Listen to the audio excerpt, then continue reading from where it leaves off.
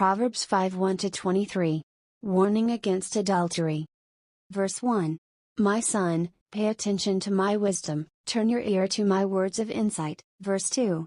That you may maintain discretion and your lips may preserve knowledge. Verse 3. For the lips of the adulterous woman drip honey, and her speech is smoother than oil. Verse 4. But in the end she is bitter as gall, sharp as a double-edged sword. Verse 5. Her feet go down to death, her steps lead straight to the grave. Verse 6.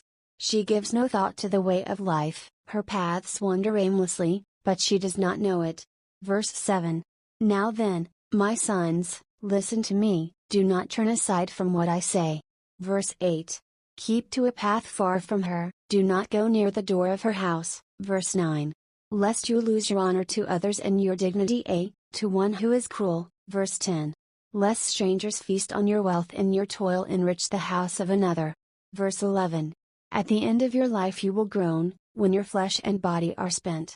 Verse 12. You will say, how I hated discipline. How my heart spurned correction. Verse 13. I would not obey my teachers or turn my ear to my instructors. Verse 14. And I was soon in serious trouble in the assembly of God's people. Verse 15. Drink water from your own cistern, running water from your own well. Verse 16. Should your springs overflow in the streets, your streams of water in the public squares?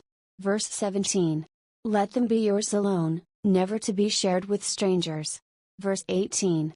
May your fountain be blessed, and may you rejoice in the wife of your youth. Verse 19.